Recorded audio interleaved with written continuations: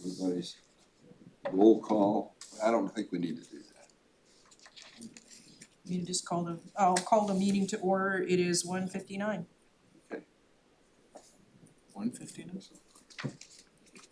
Okay, our review and approval of the minutes.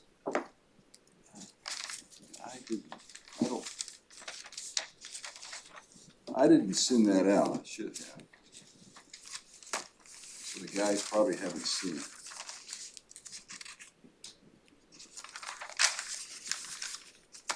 Okay, why don't we put that off till later, and I can pass this around and you guys can look at it. Should have discussed that. And then I thought Maggie was coming, our status of funds. So we can't really discuss that, except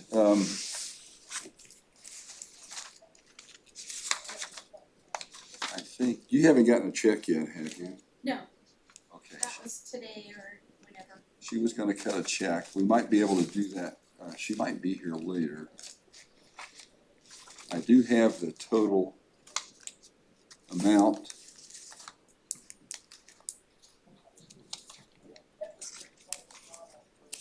Somewhere. Which I can't find. $309, I believe it was, for everything, for the two vans, for our tour. Sure. Two vans and they had to fill them up with gas. Yeah. They weren't electric?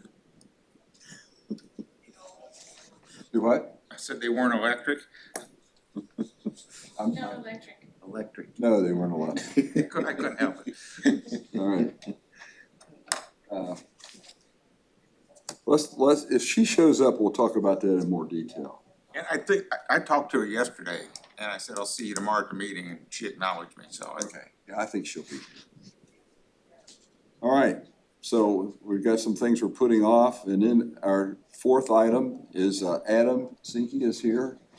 You want to talk about the DFPA and how you deal with, help us with noxious weeds, so if you, just say name and organization.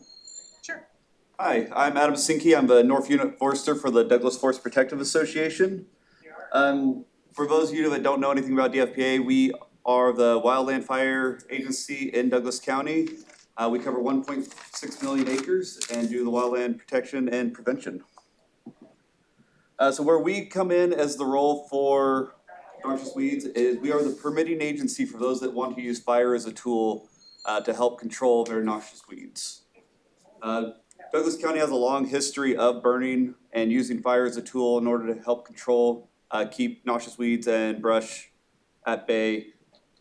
When I first started my career, we were burning anywhere between, or the landowners were burning anywhere between 10 and 12,000 acres, mostly in pasture lands in order to keep brush such as poison oak, blackberries, scotch broom, hawthorn, and stuff like that to a minimum. And that was the tool that they really used at the time. The last few years, the numbers have definitely started dropping on those that use fire as a tool to do that and the large, more agricultural or pasture type burns. Last year, we still burnt right around 2,000 acres. The year prior is 3,000 to 4,000 acres right in that area. And so the process for us is during fire season, permits are required to do any sort of burning. And the landowner just needs to get a hold of us. We do trail inspections, we come out and we make sure that everything is gonna have a safe operation out there and they have everything they need to do to conduct the burn and to control the burn if it does get out. And then we can issue them a permit before they begin lighting on that burn. Permits are free. We make sure that permits stay free and that is just a tool that the landowners can use here in Douglas County and that we can keep that tool going throughout. Continuing on. So that's really the big role that Douglas Forest Protective Association plays in the noxious weed abatement here in Douglas County. So really this is, in order for it to go on much more, that's gonna be more of a discussion or anything else. So if anybody has any questions or anything they wanna know. Yes, sir. Well, I've been to a couple other organizations that are, actively promoting the burns. Mhm. And it was my understanding that you had to have, maybe it was DFPA or the local fire would provide the fire trucks and stuff, because you have to have trucks and manpower out there. Yeah, so we don't provide the trucks as part of the every reasonable effort there to hold the fire and stuff like that. We do leave trucks out there, our engines out there with a forest officer. The person that does the permit will stay out there while the fire is going, so that way if something does happen or escapement, that we have it there. But ultimately, it's on the landowner or like one of the groups that go with. So here in Douglas County, there is a burn association, and they're kind of getting that program up and running here the last few years. And I believe it's just Umpqua Burn, like the Umpqua Burn Association. And they've been working with Oregon State Extension and everything else like that, and to be able to provide engines and stuff like that for landowners that aren't able to get a hold of those to conduct the prescribed fire on their property.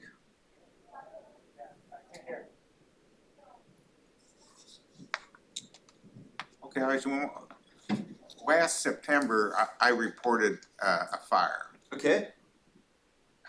Ended up having to argue with 911 because they told me it was controlled burn. In the meantime, it was almost burning the guy's house down. So a DFPA truck showed up, and this was just north of Oakland. Okay. Where did that truck come from? So during fire season, we have different patrols. So during our workday, which is during the fire season, we have engines on from 11 to 8 o'clock at night every single day. We have different patrol areas up in that area. So up in that area where you have one, there's one that's assigned to the Elkhead area. So it's all that area up there, kind of Oakland But north. this was There's one on there. Elkhead Road, actually. Yeah, so there's an engine that actually stays out there during the daytime. And that is their patrol area out there in that Elkhead Road area. We also have one in the Fair Oaks area, one in Umpqua, one in Tyee, and one in Elkton, and then 2 engines that are stationed in Drain where our North Unit headquarters is. So If they're outside of our normal business hours, we have some engines kind of stashed away, and then we have to call folks in to come in and staff those engines. So during the daytime, you have manned trucks sitting out in certain areas? Yep, during fire season, we'll have man trucks during our working day, that way we have a quick response. So our goal is to get to these fires as soon as we have them, as quickly as we can, and get the fires put out small. Okay, do you have the blue and white Cessna? We have a red and white Cessna. Oh, because Or when I was green and arguing white. with 911 and they were trying to tell me, there was a blue and white Cessna that started circling overhead and I could see somebody looking at me. Yeah, And then that's when I started hearing the sirens. They finally decided that it wasn't a controlled burn. And I just was wondering if that was, I told them, I said, look, there's a blue and white Cessna overhead flying around, and they said, oh. And then they took me serious. yeah, So I figured somebody in that plane must have called it in. yeah. I didn't know if that was your No, operation or not. we have one, I was on a fire up north of Oakland off of Elkhead Road where I actually was flying in our plane last year, so I might have been above you, but Was it September of last it would year? have been in September, yeah, That was probably me out Yeah. there. yeah. Okay. Yep. And Yeah, the we Fair can- Oaks fire truck showed up before you guys did, which kind of surprised me because that was quite a distance away, Yeah, but anyway, I was just curious. But then once they figured, next thing I knew, once they realized it was an actual fire, all of a sudden all the big trucks and everybody started showing up. yeah. The first ones they showed, it was basically a pickup truck and a teenager, and anyway, so I was just curious where the truck came from. Yep, we have one, we have them all scattered out throughout, so each unit, which we have 3 units here at DFPA, we have 5 or 6 patrol areas in each of those units, and then we have an engine staffed in each of those each day during fire season. Okay, thank you, I didn't know that. So when somebody lights a fire, they get your permit Uh-huh, and then they light the fire. The fire is theirs, right? Yep. They're responsible for the fire. I just think everybody needs to know that. yep, so they're responsible, and hopefully the forest officer that's issuing it goes through that, and it goes through that on the back of a permit. It kind of talks about that liability portion to where, it is with the landowner. There are some other burn programs that are going on through the state right now, like Certified Burn Manager and other stuff like that. To where you can talk to folks and they will have a burn boss and stuff like that that can help conduct these burns and stuff like that. It kind of shifts that responsibility. And then the state actually has a little pot of money that they can use for if a fire does escape to pay for any damages or suppression costs that would occur as well. This is what it was just last week, I went to a tour out in Looking Glass. And the fellow from the Looking Glass fire department or volunteer fire department was there. And they had conducted a controlled burn there last year, and they were promoting that among other things, and a Yeah. lot of it was weed control. And, but they were talking about, but they were trying to get the burn, help me out with the word. The association or certified burn manager. With the burn association, Yeah. and they were saying that they will provide the trucks and all this, Yep. I'm just trying to. Yeah, so whose if you trucks go- are these? So Oregon State Extension has a couple different trucks that they use, and I think that is where those trucks are coming from, that the Burn Association are using. I know last year, out by Elkton again, out by Oakland again, they had one that a CBM and the Burn Association did last year. Yeah. And it was the Driver Valley. Yep, off of Driver Valley. And it was brought in by Oregon State Extension Services. And Chris Adlin there, he was the one that provided and brought in the truck for them to use on that burn. So does OSU own those trucks? So they got some funding here a few years back and they actually own those trucks. How big are they? How big Type are- 6, so a couple hundred gallons, I believe. Oh, okay. And they had a large truck out there too. I don't know if that one came from Oregon State Extension or not. But they did also have a large truck. I wasn't sure if it was theirs or the landowners they had out there on that burn last year. So I come from an industrial background, so we would have, if we were gonna go out slash burn, we would have a 3,000 gallon tanker there. Mm-hmm. Ready to go and a 12-man crew or something like that. Are you seeing that with the Burn Association? Not quite on that one, but we also haven't gone out with them when they've done any slasher heavy fuels. So a lot of times, what we require of them to have on those burns all comes down to the piece that they plan on burning and what is needed to control the fire on that burn. And so, if it's a small, easy, flat piece with not much fuel around it and the fields around it are green, there's not really much risk for it to escape. And if it does, it's gonna be pretty easy to catch. They can have a lot less out there on those burns to where if they're burning something that has those heavier fuels and there's a lot of values at risk on the outside, we may require them to have a couple different water trucks and a dozer and things like that on scene. So really it takes that on-site inspection to really see and know what they're gonna be required to have out there on those burns. So I always tell everybody, and you just told me a while ago, I was wrong in part. On industrial level, if the fire gets away from you and you've done everything right, your permits and stuff, our understanding was that we were responsible for the first $300,000 in Yep, damage. as long as you weren't willful, malicious, or negligent. Right. Yep. Now, with the Burn Association and the work that's going on now, it's different, right? Well, so if it's through the Certified Burn Manager program, it's actually a higher number than that. If you aren't willful, malicious, or negligent, and you stick within all the requirements of the burn plan and everything else, that requirement goes up, and I don't quote me on it, but I wanna say there's a couple $1 million into that pot, and it's split within, and that has a cap on it as well, which is pretty high up there for that cap. So through the Certified Burn Manager program, that amount actually goes up. Okay. Now in the fall, after fire season is over, there's still a couple week period sometimes where you can burn. Do we still have to contact you during that time? So we don't require you to get a permit during those times if we're outside of fire season. As a district, we waive the need for burn permits outside of fire season for everything except for industrial burning and logging and stuff like that. So if you had a pasture and we get one of those dry spells out there where you can still carry fire and you can burn stuff like that, or you have your weed burner out there and you want to take care of your blackberry bushes or anything like that outside of fire season, no permit is required. If it's something that you're gonna be putting up a lot of smoke or you're gonna be covering a lot of areas, we do still suggest you call in and just let us know. And then we can contact 911 dispatch and everything else. So that way everyone knows, and if one of us is going on, then we won't have the fire department and everybody else showing up to your controlled burn. It's still gonna set them off. It still might set them off and we still might show up, but. One of the other things, correct me if I'm wrong, but even though the FPA comes out there and writes a permit, and Yep. it's going to stick around, but the landowner that is burning is still required to have enough personnel and equipment there to handle the fire in case you have a big one somewhere and the FPA pulls out. Yep, correct. So we do not count ourselves in with the resources that are needed for you to hold that fire, because if another fire kicks off and we have to go, we can't guarantee that we're gonna be there while you're doing that burn at that point in time. So in order for us to write that permit, we're required to make sure that you have the resources there to handle that burn. And you determine that. Yep, and so that's just a conversation with the landowner of making sure they have it, see what they have, looking at the fuels and stuff like that on the outside of it and on the inside of it, and seeing if it's gonna be a safe burn to conduct.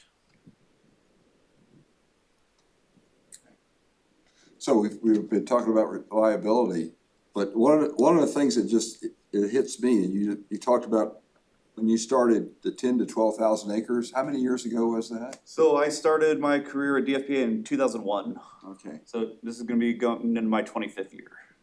and today you're only burning 2 to 3,000 probably.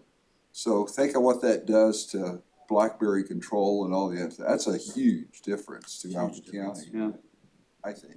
Okay, why the decrease in acreage, just curious? So there's a few different factors that go into it. One of them is just kind of a change in the weather pattern where the burn window kind of shrunk, where early on in my career, we kind of had a later summer kind of kicked in. We only had and then we'd get some rains in like end of August, and we had all September, people would be out burning. And that window kind of shrunk down where we've had these a lot more intense fire seasons, and that burn window, it's just a lot smaller in that portion. And so people would try to get their trails in, and then they may or may not be able to burn, and then on some of those tough years. And then a lot of it is just, there's a loss of knowledge out there. So a lot of landowners, they got older, that knowledge wasn't really passed on, and those properties have sold to other people and everything else. And so those folks aren't burning. The new people that come in, they're not comfortable burning, they haven't done it before, they don't know what they're doing. And then you also see a lot of these large properties that have been kind of chunked out and sold into smaller parcels. And so where it used to be, some of these areas were big 1,000, 2,000 acre chunks of property, now those are cut down into these 50 to 80 acre parcels. And those are a lot smaller to chunk up and burn and do the prescribed fire. And they're also been sold to folks that have never done prescribed fire, and they have never used that as a tool before. So a lot of the people that we have do the prescribed fire now are the same people that were doing prescribed fire when I first started here 20 years ago. And they're all starting to look like us. Yeah, we have a neighbor who burned maybe every other year, sometimes every year on a hillside pasture. And 10 years ago, it jumped the line on him, and it was kind of panic mode around there for a while, and he has not burned since, he says. Yep, and that's another one where it happens, they finally get one that gets out and away from them and kind of, Yeah, he's scared to. yeah.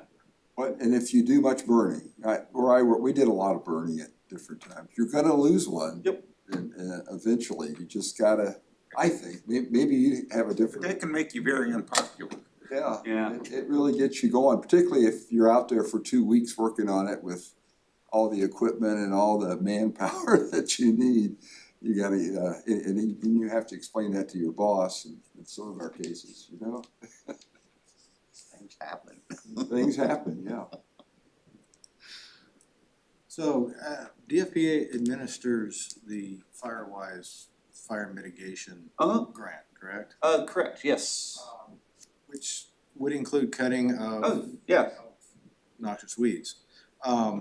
Is there a way to couple, I know you're not applicators, and when you do cut that, is there a program that could be included that could treat that so that you don't have to come back every 2 years and retreat the Scotch broom and Nothing that we have on ours where we have it where we can go back and do the repeat work and stuff like that, to where we go and do the upkeep of it. At least none of talking it, about when you like cut Scotch broom yeah, to treat the stone yeah. so that that plant doesn't come back, or the hawthorn or something like that, so that you're not, Yeah, because the otherwise, money's there, you're out there, you've done the work, all it would take would be somebody who's licensed to come along and squirt the stone. yeah, we'd have to look into it per grant that we get. Each grant's a little bit different and everything else. We'd have to be one of those things that we looked into. I'd have to check with our community wildfire forester, Lily Wheaton, and check to see if that would meet any of our grant requirements before I give you an answer on that one.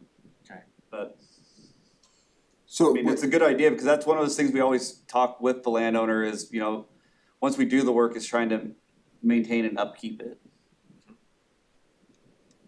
Now, we had one in Camas Valley, and I was just talking to the guys that did the work here a week or so ago, and Himalaya blackberry's already grown 2 feet from where they cleared it up last year. Yeah. So it's basically gone unless they can treat that or mow it again. So, well, there ought to be a way to work out what you said, that's a good. I was thinking something like, as you're working with landowners, and landowners can actually treat their own without any licenses. or anything, As long as Yeah. it's commercially available products. Mhm. Would be to have, when you go out and do that consultation, have somebody let the landowners know that if you want to keep this down, there are ways of keeping this hawthorn, the Scotch broom and stuff down, and give them somebody's number like Well, it could be me, it could be Alicia, it could be, Maggie's we've got a here, list yeah. on our website. Any of these 3 people here would be able to give consultation and advice to a landowner. Go get 10% Garlon, squirt it on there, 10% whatever. I'll have And to see if we still give it out. I know we used to give out a little like 1-page flyer that kind of had that same information of like when to spray and what to spray. And I think it was Coastal or Co-op would actually give like a 10% discount on the spray products and stuff as well. I'll have to see if we still have that or not. yeah, if you still have that, that would Yeah. be something that we would recommend and Good want point. to emphasize that you've spent all the money in cutting it and Yeah, helps emphasize to the maintain. landowners that It only takes a year or two and you will have lost a lot of that, what you've done there, Yeah. a couple of years. Well, you confused me a little bit.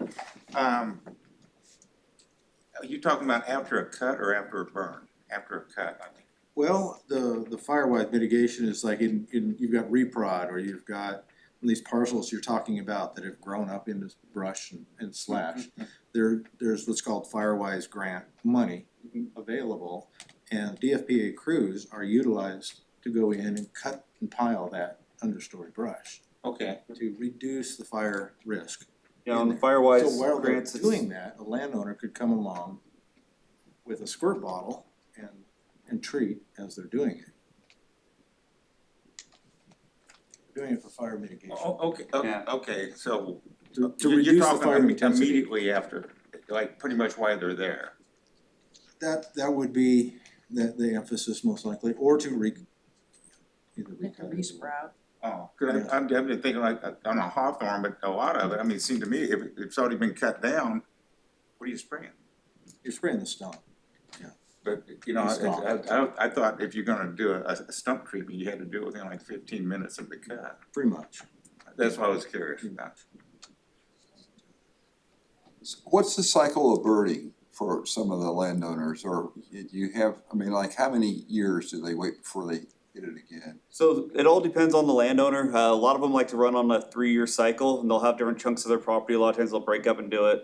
Because the first one really hits that first stunt of the brush. The second one clears it quite a bit. Then that 3rd year when they burn is really when they get that first good clearing down to where they want it at. And then if they burn every couple of years after that, they'll hit those regrowths and stuff like that as they're small and they go, and then that usually keeps it pretty well.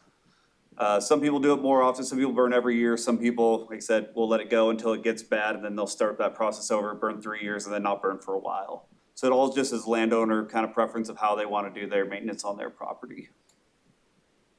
And I think that's a good point. From what I've seen, just burning like a pasture, you're gonna control it for a while, for a year maybe, or two, a lot of the noxious weeds, but then they're gonna resprout and come back, cause the burning doesn't take out the root system. Yeah. So it usually takes 2 to 3 years for them to get a good clean off of the area that they're doing the prescribed fire on, to get it really cleaned up of the noxious weeds and everything else. It's usually a couple year process in order to get it to where they want it to be at. Followed by seeding. Yep. If they have the ability to do that. Grass. Is that kinda what you see? Well, ours is, a lot of it is dictated dictated by the years. It just is. You'll get, like you said, you'll get a good burn or something, but then it might be when you get ready and it's time to put fire trails in and stuff, weather just, you're in a closure. What do you do then? If we're in a level 3, no burning, and then Yeah, right. there's 2 weeks of rain and you can't burn the rest of the year. Yeah, and you know, we've seen that quite often. You know, And so that really curtails some of the pasture burning, and when it does that, like you say, though, some of them, it's been enough years in between that the amount of material that they have there to burn is just about like it was the first time. Mhm. And with the liabilities and everything the way they are now in insurance and stuff, a lot of people just shut off. They're not gonna do it. And so it all does is get worse. And then you do have one come through one every so often. It's not if, it's when. Yep.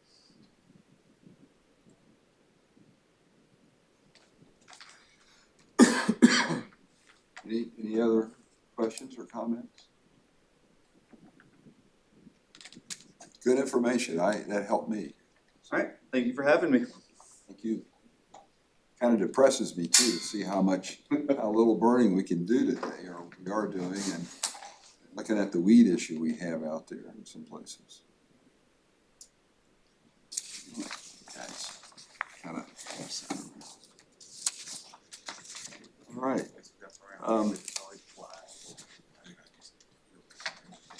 Maggie, you wanna talk about the status of our funds or whatever? I have a check here. Okay.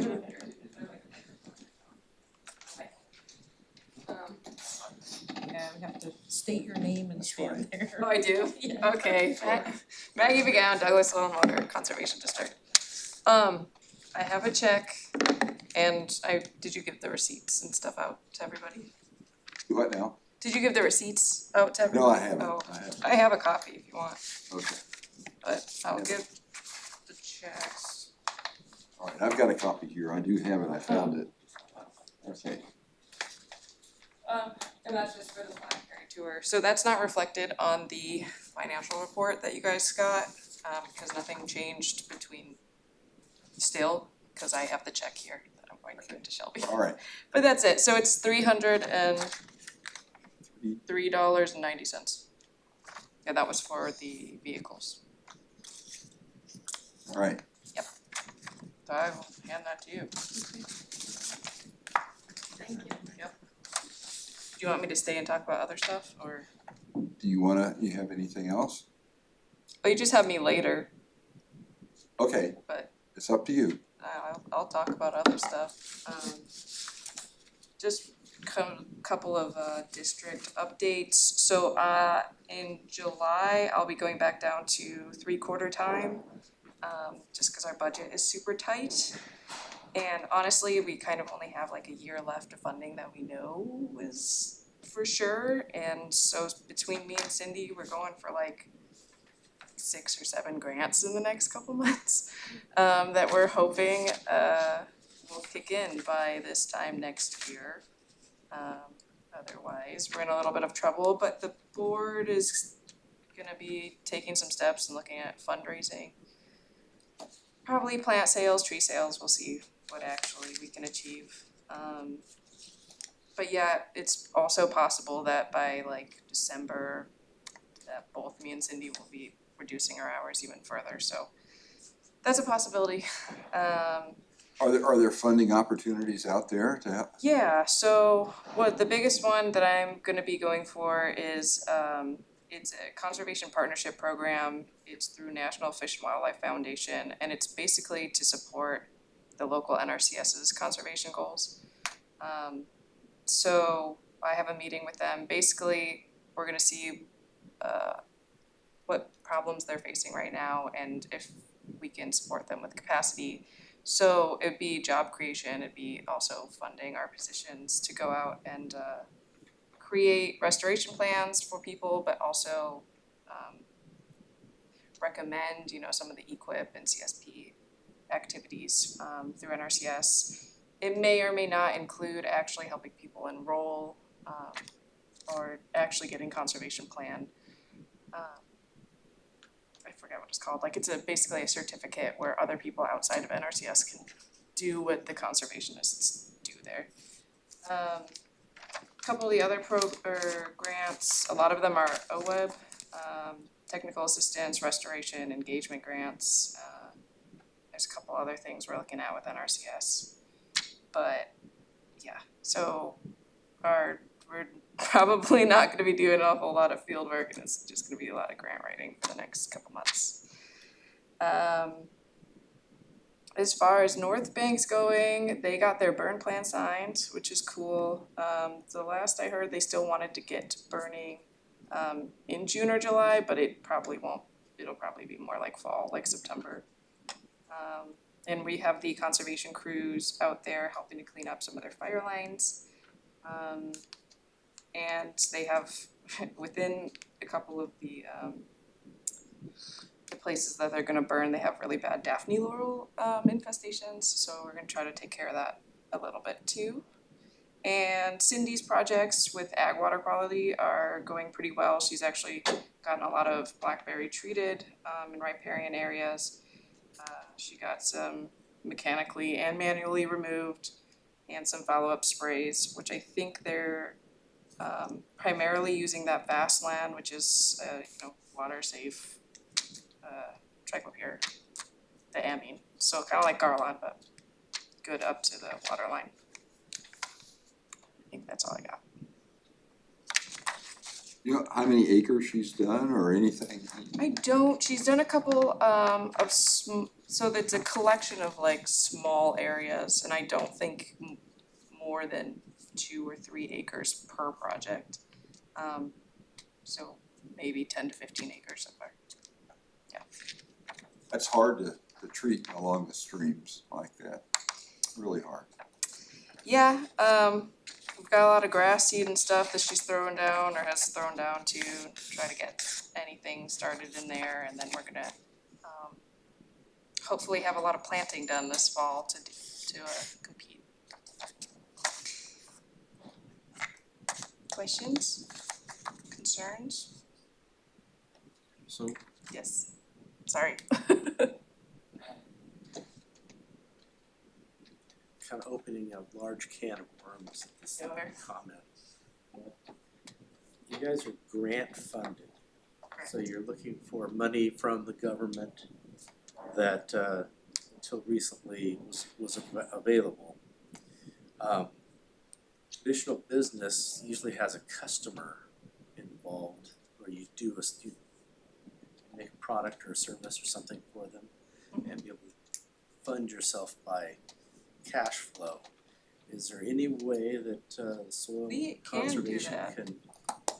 can focus on providing a service to a customer that has the need and the money to? Yeah, we were looking at potentially just creating restoration plans that are separate, like do not necessarily lead into any of the NRCS programs or anything like that.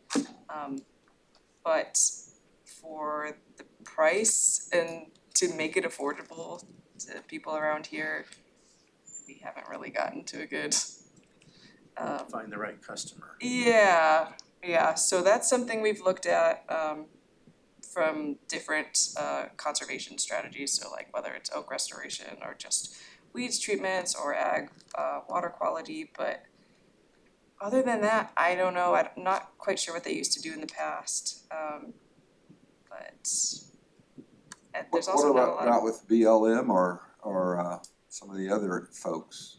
we have some funding through them, But could you do some of their work as like on a consulting like basis, not BLM, Forest Service?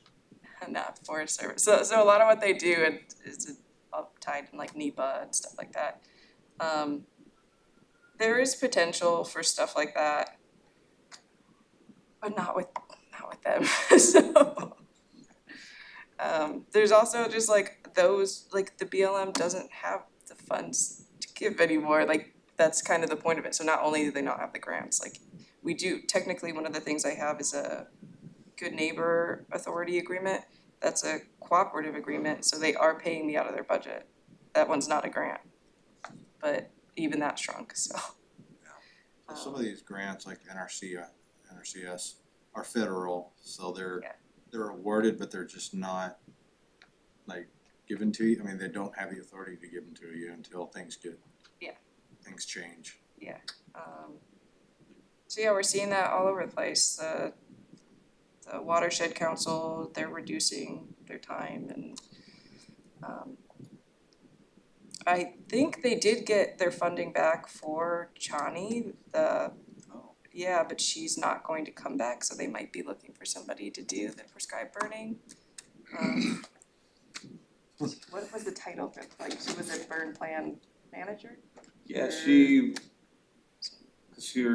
had funny funding because she went through NRCS but was through Pheasants Forever. Yeah. So they And then got she was that a back. certified burn manager and she Yeah. ran the Umpqua Burn Association. So that might come back, but I don't know how much money they have left for it. And you'd have to get somebody that was enthusiastic as her about doing it I to know. actually run a program like that here.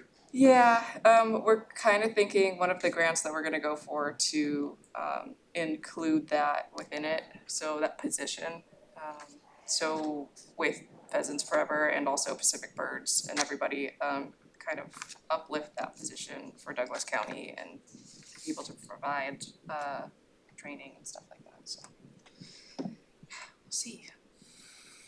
What about with some of the timber companies? I just, evening before last, we had a young woman parked by our property and her truck had broken down and a neighbor called, you know how neighbors are, they said, you got somebody there on your place. I went down and talked to her a little bit and she was working with one of the timber companies doing stream layouts with under the new stream rules and stuff like that. That might be a possibility. Yeah, But it's that's mostly something- gonna be field work, I would think. It's fine with me and Cindy, we're just trying to keep a job at this point.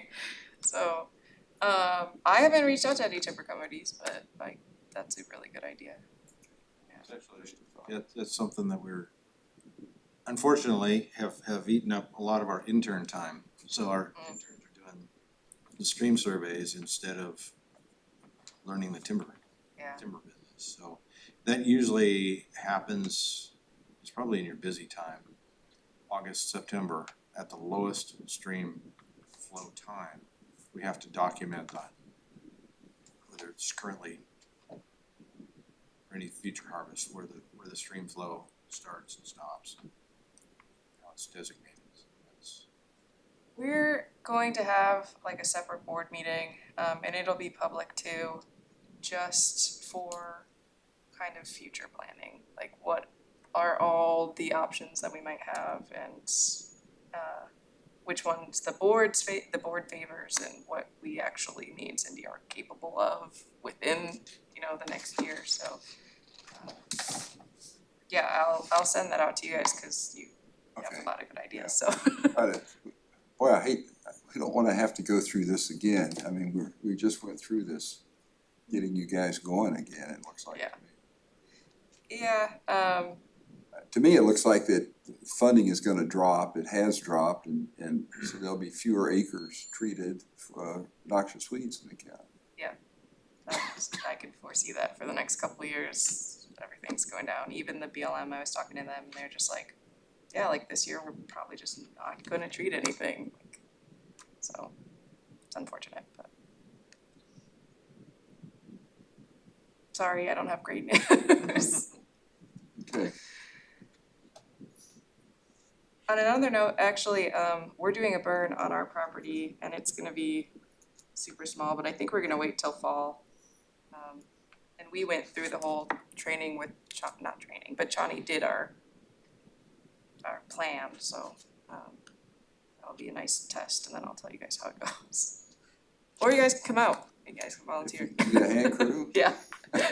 We wouldn't be too good at it, I don't think. We don't need a ton, luckily our area, like we did a lot of pre-work through NRCS, everything's limbed up and great, so it's a lot of just, Where about you Match. at? We're out Happy Valley, like Looking Glass, green area, so that'll be fun. So that was with the Umpqua Burn Association? Yes. So she was. Yeah, so she came out and she walked our property and all the places we were interested in burning, and she actually, our neighbor was interested too, so we went out onto the neighbor's property, so we've combined and we're gonna do it She all say she's no longer there? You know who is going to take that? No, it's a weird one. And you were saying like that position was very specifically, like she created her own job there basically. We're hoping to support that, and with some of the grants we're writing, write like that position in as well as the training, and hopefully, you know, if it pays well enough, maybe we'll have somebody who already knows what they're doing come in, but she really made that her own, so we'll see if that's a I was possibility. hoping we could put that on our website as a contact for burning. Yeah.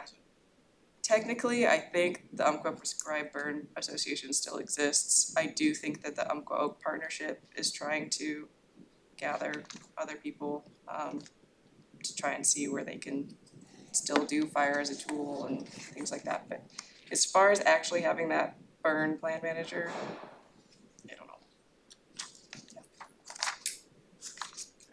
Cool. Thank you, guys. Thank you.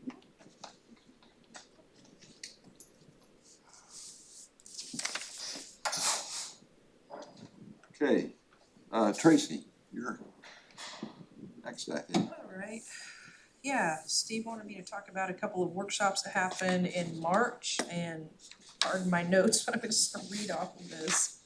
We had an event in March, on March 8th, it was an all-day workshop called Spring Into Gardening, and Steve had a booth out there to pass out information, several booths out there that were occupied at least during the lunch hour.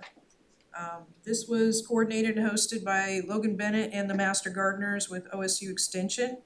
Several speakers there. This was in the nursing building. Most were horticulture experts, people with a lot of experience in gardening. And they requested that I give a talk, and I decided that I would talk about weeds, big surprise. And I wanted to do something kind of fun, so I picked the most toxic and harmful weeds I could think of. So examples are the yellow star thistle, poison hemlock, English hawthorn, and puncture vine. So it was fun, scared people a little bit, but I think that they were surprised by some of the information I brought out that day. The turnout was okay. I think it was $40 a day, if I remember right, to attend that workshop. And with people being a little bit more careful with their spending, I think that may have affected the turnout. And I say that because the next event that I have here was on March 21st. And this was Goods from the Woods, OSU Extension again.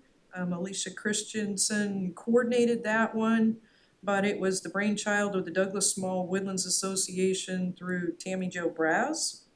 And she had heard about this International Day of Forestry and decided that Goods from the Woods would be a great topic to have people come together and learn about other products that come from the woods in addition to timber.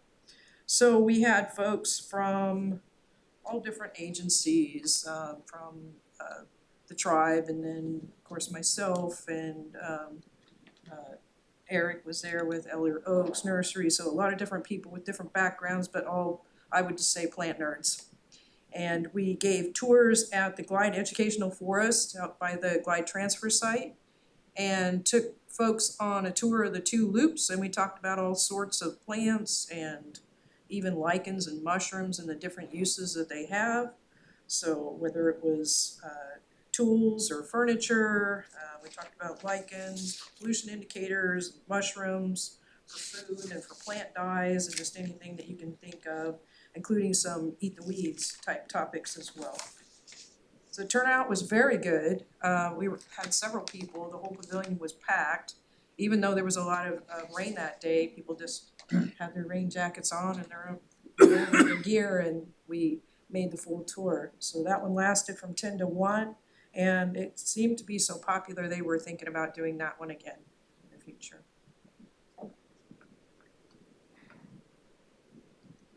Any questions on those?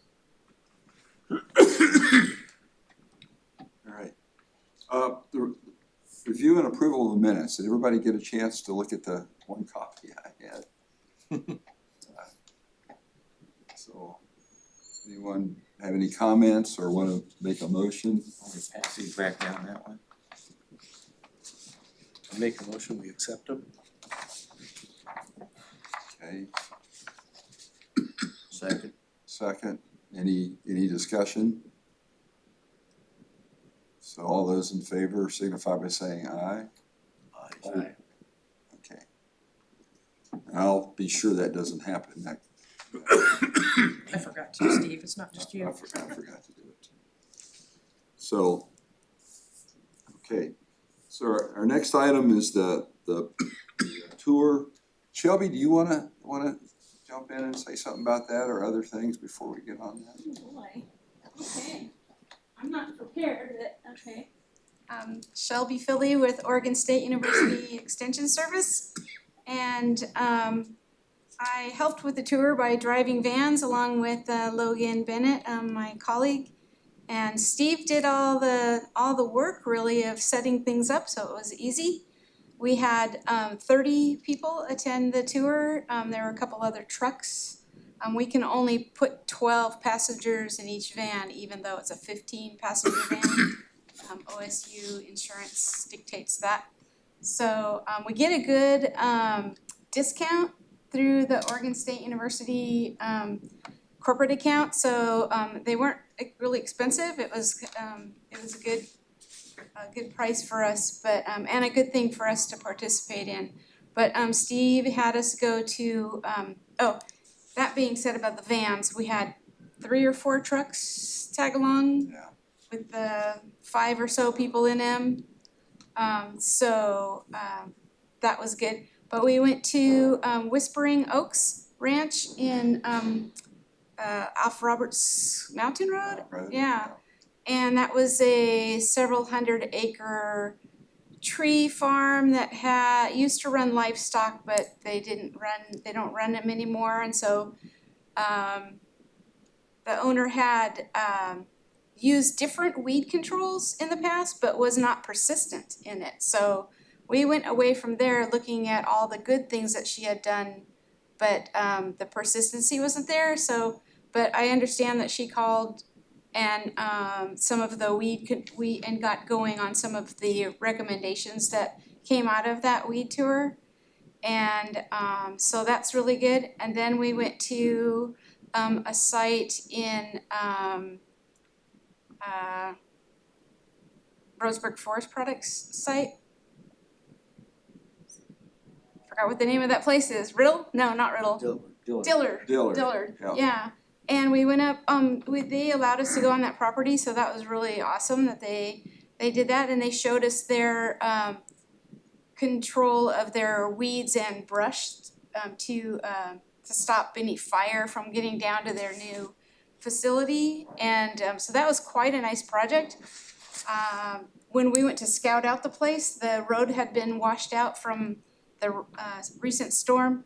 But when we went on the tour, they had it all smoothed out and even a turnaround way up on the mountain. So we were able to see where they logged and sprayed by fixed wing and also a drone.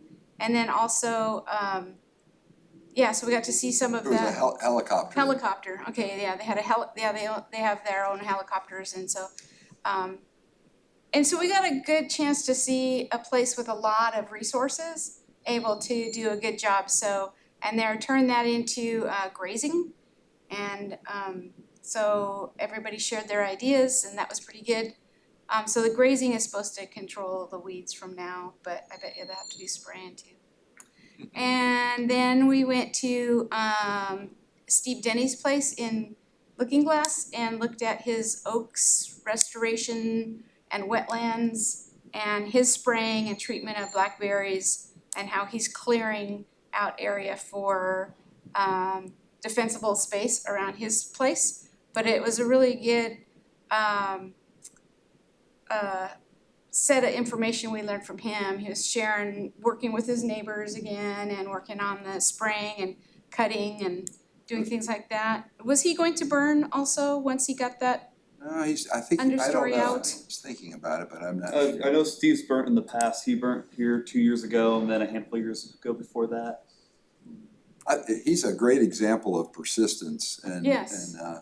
he's been doing that for several years. And one of the things I liked that he told us that when he started out on the property, he used about 50 backpacks of spray every year to work on his stuff, and now he's down to 6. So, I mean, but he's still at it, and he doesn't have it all cleared yet, but almost all of it. Yeah, he's doing a good job, so that was really, really nice to see. And then we also went down to the Looking Glass store to have lunch and a discussion, and that was a really good discussion. We talked about biological controls. Carrie Perosco of the ODA, she did a presentation on the bugs and rust and things that are available for biological weed control. And then Rex and I did a biological control animals as biocontrol, so goats. And there's a lot of misinformation about how goats don't work. So it was nice to have Rex, I loved your pictures that you brought. And then there's actually a American Sheep Industry Association targeted grazing, and they have just updated their it's kind of like a hands-on usefulness, setting up these businesses for helping people control weeds with targeted grazing. And the other one they have is targeted grazing manual, and I don't think they updated that, but that's a useful manual. So that was our weed tour. It was really good. Yep, thank you for the reimbursement for the vans and such. We don't have a budget for things like that, so it was good to have that, so thank you Well, for I think the reimbursing fact us that for that. OSU, you have that and the way you did the work with the registration and then the liability, I think is always a big issue. That Yeah. really helps out when we have Yeah, a tour. we had everybody sign a waiver, but we still have the university behind us, and also laws about not really being able to sue, unless you're real tenacious, people that are doing educational programs on private land, so that's helpful, yeah. Thank you very much. Yeah, and I wanna thank everybody that was involved. There were several of you were there and participated. I really enjoyed the goat discussion. I've never heard that it done that well, so Rex, you've got a good story there. Oh, that was good, and then all the folks that helped us, Tim Truax and Tyler Haddock at RFP. Really appreciate them doing that. Maggie was part of it. Eric helped us out. Ryan Kay with BLM was there driving a truck. He had several of his staff, so that was really good. George Severson came, appreciated that. We had a contractor, Don Castile was there. Allison Mainwaring was there. I didn't get to talk to her though, but she's with U.S. Fish and Wildlife Service. She was on the tour. Yeah, I forgot to say that. At the end, we went to the fairgrounds where they let us park there, and we had equipment that people were showing. So the die-cast, is that what Right, they that's call his this business. company? He has available these fire wagons for people if they want to do some burning. He rents those out, and so but he also has contracting for weed control using his is that an excavator with a brush hog, but he also has a masticator head on it. And then the DC Farmers Co-op was there as well, giving some information on herbicides available. And yeah, so we had some good industry input too. So. Okay. Does anybody else have anything? Yeah, those tours, we've had the Hawthorne and the Blackberry, to me, that is really effective grassroots way of getting the word out, because the people that show up are very interested in getting rid of what they have, and maybe they don't have a plan. So when you get 30 people there sharing like that, I think that's as productive as you can get for and getting things going for people who maybe are just poking around and without a plan in Yeah, it was place. stimulating.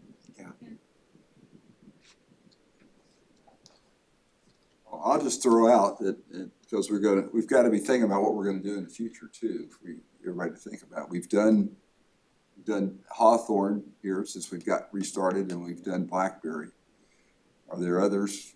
And of course, we know there are others out there, but where should we go if we wanna do another one next year or some other time? Tree of Heaven too. Yeah, we did, I'm sorry, I apologize. No problem. We did that. Tree of Heaven. There was some discussion, I think, at one time about thistles and star thistle. I know we were talking about focusing, but I wonder if we could lump those together, just a thought. Yellow star thistle certainly has taken a hold on our county in the last few years. I'm curious, this is like the third year this has happened to me. Well, I'll have an area cleared, and it might be, I'm directing this towards you, but the next year, it's covered with thistle. And I've learned what to spray it with, and it gets rid of most of it. And the year after that, I get a few, but we're talking probably less than 5%.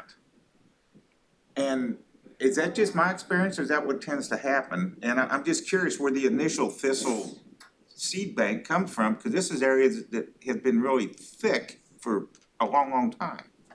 So a lot of the seeds are in the ground, and some of those like Scotch thistle and are not Scotch thistle, Scotch broom and things like that are 30-year seeds or longer. So some of those seeds are lying in the soil, and when we disturb them, they come up. Some of them that aren't that hard are scarified by burning, and so when we do these burns and we do annual burns, then the annual plants love those. Italian thistle, yeah, so that's one. So we have to be careful about our plans and what to be ready for when we disturb the soil. And I think that's just what we. Because it seemed like the second, especially the third year, I'll get a lot of, I think it's ground cover that I like. I had somebody coming out was out there the other day and told me it was Storksville or something like that. It's grassy invasive. I don't know, it's pretty and it doesn't have thorns, so I'm pretty happy with it. And it doesn't get very tall. And it tends to keep the thistle and the other stuff out. But I get a lot of that coming in, and I don't know where it all comes from, and I'm thankful it shows up. I'd rather have that than the thistle, but it seems like after the initial cutting, I'm not gonna burn. Where the ground gets all exposed, I can just pretty much count on it now. It's gonna be covered in thistle, but I spray it in the next year, I'm ready for it to come back. It's a few. But, you can just, or whack it, whatever. They're out there waiting for opportunities to invade our soil, so. Whether they've been in the soil for a long time or they're just floating by and they see bare ground, they're opportunistic, so. I've been, what is it, the shining geranium? Yeah. I'll take it. Compared to some of the other options, I don't try and kill it off. I know it's considered an invasive, but, what's my other option? Thistle? Now, we could do a weed tour on thistles again, so include yellow star thistle, which I think hasn't gotten a lot of attention north of, where's the boundary for yellow star thistle? Didn't we have don't cross the North Umpqua? Don't pass the North Umpqua, and now it has? It's crossed it, so I don't know. So in North County, I think people are less aware of it than in. I think it's finding its way to southern limits, so. It's definitely in Roseburg and city limits. Yeah, Yeah, and on Highway 99 coming up on the hill. Park Valley. Yeah. Looking Glass is filled with it. So Italian thistle, milk thistle, Canada thistle, I think, with all of those. All the thistles. Oh, we need 4 vans. When do we when would you do that? Would be a good time. I liked it early. Typically, we've been going in June and July, but May again? I like May because it's a little bit cooler, we had beautiful weather. And the thistles are green and growing and even blossoming a little bit, The hardest thing I've always found doing the tours is finding somebody finding a place, the landowner is okay with it, will let you come on their property. And then, hopefully, I think you need a couple of spots if you can, at least, and then so you gotta have those, figure out where you're gonna go. I like how you put that Blackberry tour together. You had different ownerships and different history and attitudes and It just worked out that way. it was like a little bit of this, a little bit, yeah. So if we could do that again, that would be great on thistles. So, but yeah, May. Is there a time that they are all identifiable at the same time? Well, I can identify them when they're little seedlings. It's harder, but when they have rosettes or both, but their leaves are pretty characteristic. And So right about now. Right Yeah, about now, I was just yeah. thinking mid-May on. May. Late May, Late May, you're still gonna see some stuff. The Italian is blooming right now, okay. and Mid-May? milk thistle's coming up. Yeah, And I'm milk thistle seeing hasn't.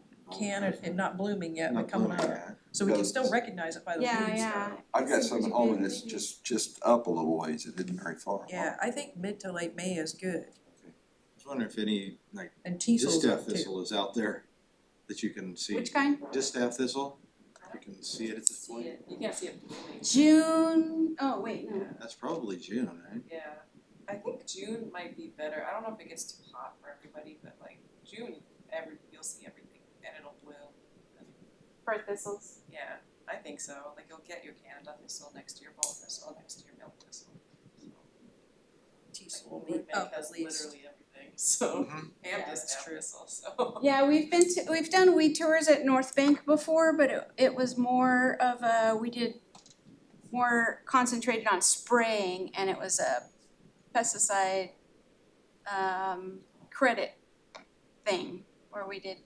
Well, you had that tour at Roberts Creek several years ago with, that's been quite a while ago. Looking at yellow star thistle, that ranch. Ken French was there. Oh, okay, that was a long time ago. Yeah. Yeah, that was on Connie Thomas's place off of Roberts Creek. It's still there.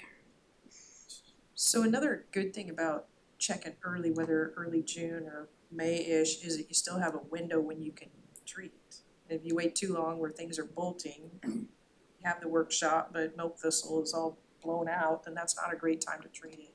Where if we included teasel and you wanna still get it when it's in rosette, you need to get that a little earlier. That was one of the things I liked about doing Tree of Heaven, is it hadn't, and I remember you guys were talking about that, it just barely leafed out, so you still had time to look at it as it went through the different seasonal cycles and could kind of go, oh, okay, well, there's a female, there's a male, this is when I would treat it. So if we waited too late, like July or something, then it's too still hot to interesting, spray. but It's too hot to spray then anyway, so you yeah, have to wait till you can't fall. treat. Well, a lot of those have, I guess we'd have to map out blooming and treatment, because a lot of those are rosette treatments. Not all the herbicides, but, and so you would pass your window unless you were in the fall. So they're gonna be past their window in May, June, and July of getting sprayed. But yeah, we'll think about Okay. what you said about having them all bloomed out together and present and really identifiable. The reason I threw out the thistle is that, boy, it can, it's dramatic.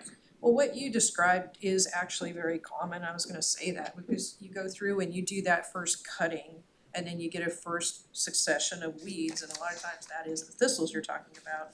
And if, like you said, the next year, you're only getting a few, you're doing great. Yeah. Because my, I don't know, 20+ years of experience is the second and third years are pretty bad. And I try to reassure landowners that if you're seeing thistles, as ugly as it looks, that's a good sign, it means you're getting that first layer of blackberries out.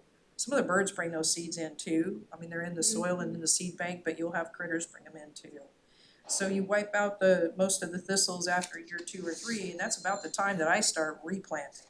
Because I don't like to fight 2 battles at once, where I'm trying to control all of these, massive cover of weeds at the same time trying to get new stuff growing, like the grasses. I'll throw some grasses in there because I can still use Vaseland or Garlon or something with it, but I don't plant that many trees because it's really hard to try to keep things alive and kill things at the same time in that proximity.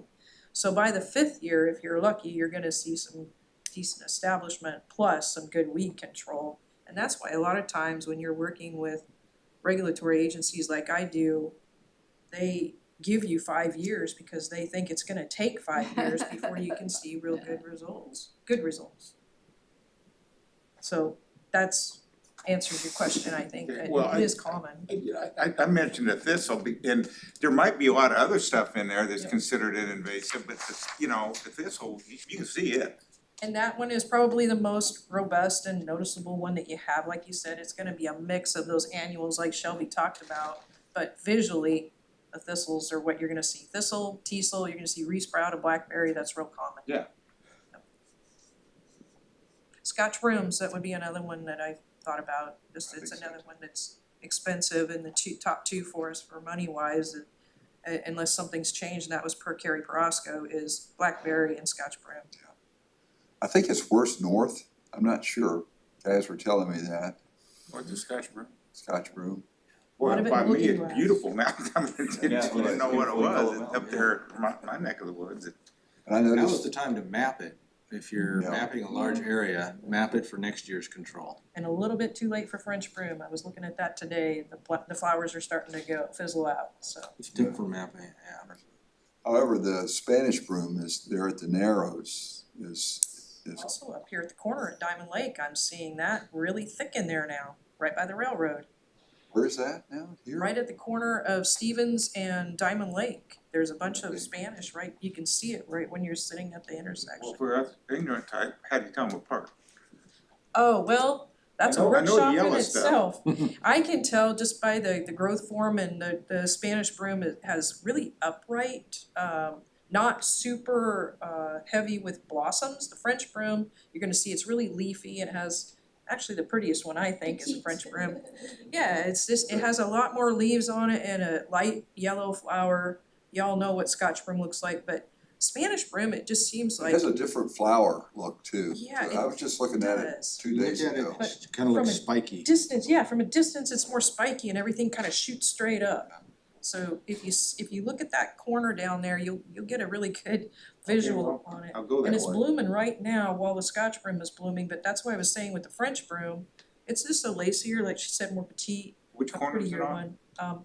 Right up here by Stevens and Diamond Lake Boulevard, so if you, Which corner? so on the west side by the railroad tracks. And so I believe that would be railroad jurisdiction for treatment in that section. I've just noticed it I just just don't see took what it off, looks like. it blew up in that corner. George Severson was really upset that he was seeing it here because he lives south and he said, he's talking about it all over Jackson County and he thought we ought to get on that. We never used to have as much Spanish broom as I'm seeing now. No. Oh, we did have Douglas Soil and Water there at the Narrows, got on it several years ago. It's really bad. Oh, It's like all along, like you can walk all the way down there and you can walk along the river and it's taking over both sides. Is that Spanish broom? No, yes, Spanish, yes. Yeah. That's bad.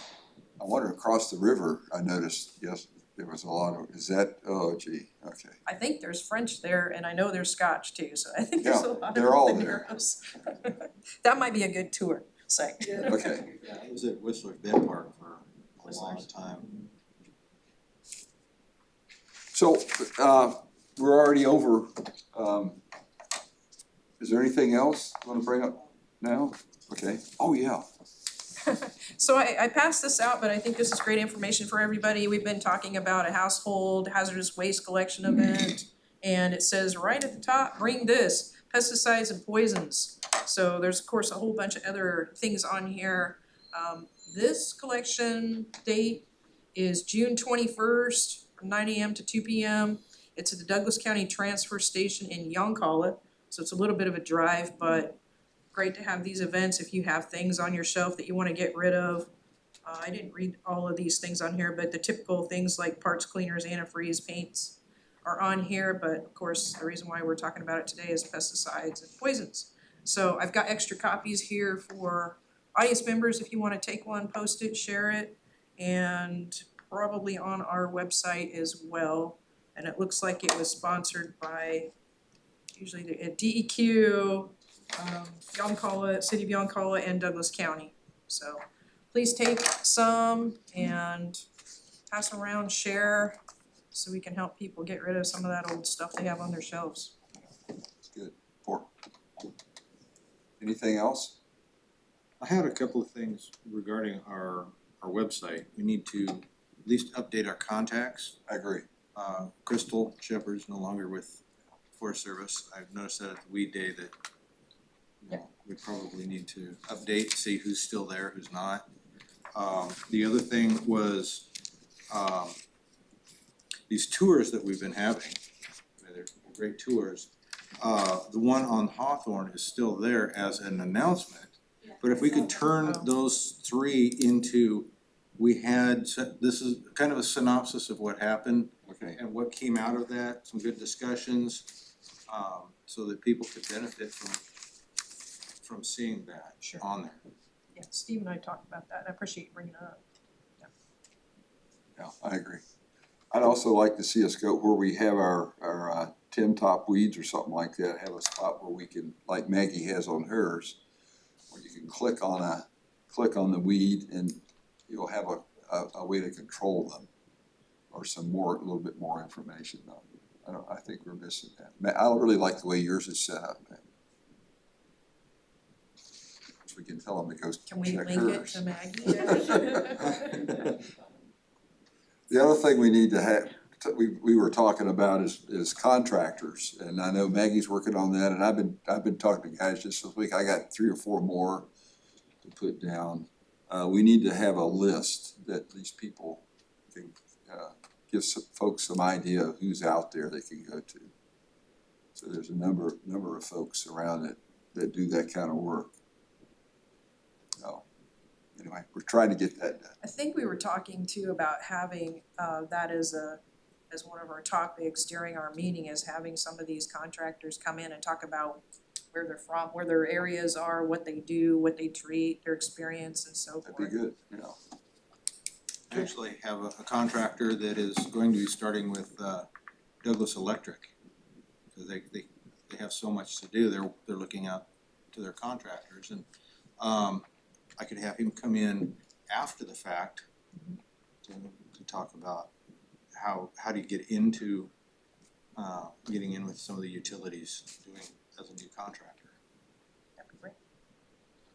Tracy, do you know who, Knight Park up there up north? I've been noticing a pickup truck parked right in the hiking trail. What are they doing there? Well, they're go by, the entire hillside's been masticated or something. Oh, so I don't know everybody, I don't know, Maggie, do Well, you know they did- more? Well, they did a good job. I know that Source One Serenity was involved in it, and I can't remember, no, okay. I thought they didn't get like the grant they were going for to do that work, so I saw photos of them up there working, so they may just be doing some trail work, but I don't know Well, this about was not trail work. mastication. This is, they just, Full blown. because Dan and Sam Campbell were, I don't know, I haven't seen their skid steer sitting there, so I don't know if they're still doing it on the other side of the road, but this is on the, well, I guess it'd be the north side of the road, or east side of the road, depending where you're at in the bend. But yeah, it was the flatbed truck I had not seen before, and it was parked right in the trailhead. I don't know what that jerk doing there, and it'd been there for 4 or 5 days in a row, so, Well, you but know- somebody, Rusty does have a new machine, so it's possible that, and I don't know if you've heard of them before, but it's Source One Serenity, and they're a local veterans organization. And they have the worm farm out at the Glide transfer site, same place as the forestry. And I heard that he did get a piece of equipment, so it's quite possible that it's them, but don't quote me, cause I'm not sure exactly, I Well, it just looked, know from the they've road, been it out looks there. good. Good, good. I mean, you know, they actually left some trees standing and it was like, man, it was, that was some nasty stuff. I'm just curious, Yeah, don't know. whoever did it. All right, anything else? Oh, yeah. Did we forget to mention, or was it previous meeting about the Glide Wildflower Show? We forgot it. No, we had that in the minutes. Okay, Oh, was it We went over last- Last time. Last time? all right, but, You could read it out loud if you wanted okay, to. I gotta find them again. That was a lot of contracts. And half the eye was there.